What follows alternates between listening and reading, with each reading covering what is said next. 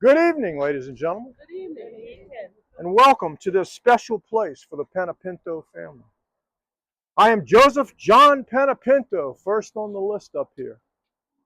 My descendants today, some of whom are wandering around among you, will tell you that during my lifetime here in Gretna in the first half of the 20th century, I built a reputation as a humble, honest, and hardworking man of God and family.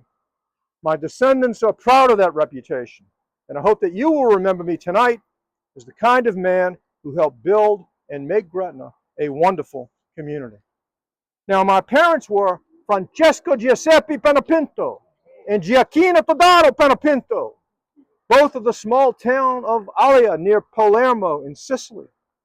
Sometime in the late 1890s, my parents were swept up in what the history books call the Mezzogiorno, the great scattering of millions of Sicilians and Southern Italians who left their homes and immigrated to America and elsewhere. Like these millions of immigrants, my parents were escaping from the poverty and the primitive conditions of 19th century Sicily to seek a better life here in America for themselves and their future family. In America, my parents became known as Frank Joseph and Agnes Panepinto. Now, at first, they made their way through rural Louisiana as agricultural workers until my father got himself a small cotton farm near Bunkie, Louisiana.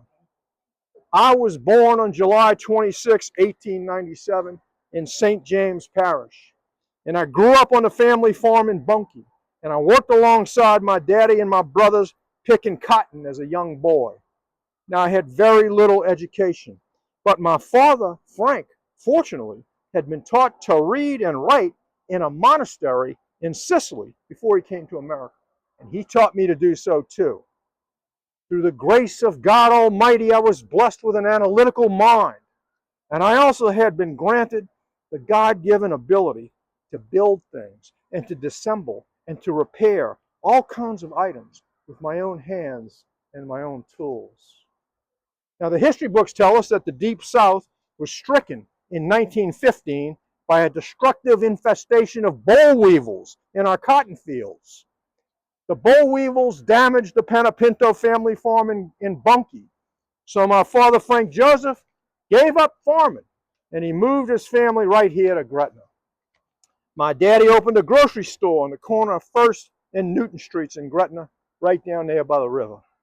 The family all lived together above that store, and I worked in the grocery store as a young man until my father sold it. Now, near the end of World War I, my brother Ignatius and I served in the United States Army, but fortunately we were never deployed to fight in the trenches overseas. I came back to Gretna after my Army service. On April 7, 1926, I married the love of my life, Brazel Catalanato. My dear wife's real first name was Biaggia, but nobody ever called her that. Instead, she was known to all, and as you can see tonight, she was memorialized here in this historic cemetery as Brazel. We had 3 children, Frank, Genevieve, and little Mary, who's here with us tonight, wandering around somewhere. She was here earlier. They were all born and reared right here in Gretna. My son, Frank Panepinto, contracted polio when he was only 8 years old. So I constructed a special pedal for his bicycle to help him adapt to living with this condition. Frank later became a popular jazz musician in and around New Orleans.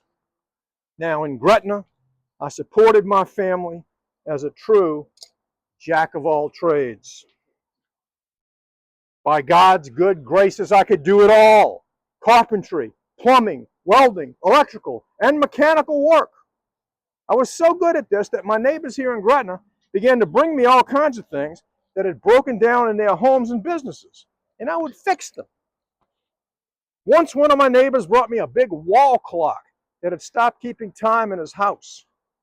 I took that clock apart piece by piece, and I laid all the pieces on a long table in the middle of my house. I cleaned, oiled, and repaired whatever piece looked like it was broken to me. Then I put it all back together again. The clock was restored to perfect working order.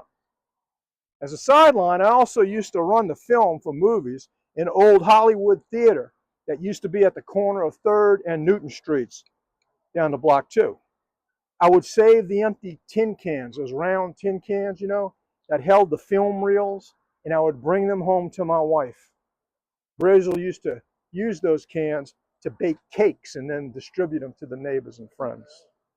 Now, I became well known around Gretna myself by the nickname Uncle Joe. I was a parishioner and usher at St. Joseph Church in Gretna for many years. I also became a familiar sight all over town because my only means of transportation was walking or riding my trusty Indian salvage bicycle. I never owned a car. I would ride that bicycle from one work site to another, carrying my big wooden toolboxes, which I had made myself, filled with my work tools, on the bike. My grandson, Frank Joseph Panepinto Jr., who you might see around here tonight, restored my old bicycle and my toolboxes, and they are here for you to see tonight. I also built several homes in Gretna. I did all the carpentry. I laid out the foundations. I did all the trim work, the masonry, the electrical work, and the plumbing.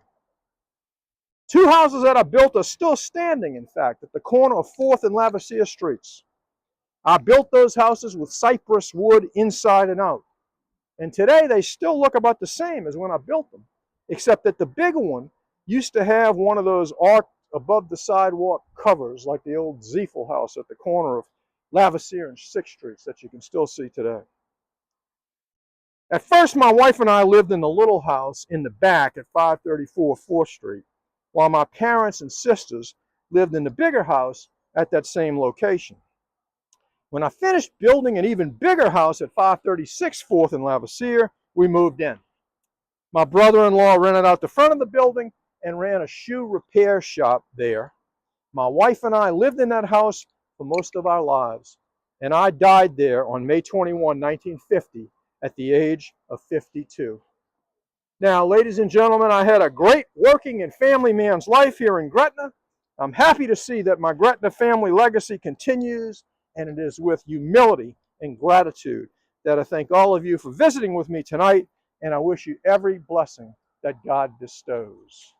Now, before you leave, please have a biscotti made by my great-granddaughter, Gail Panepinto, for you tonight. Take a look at my stuff as well. Very nice.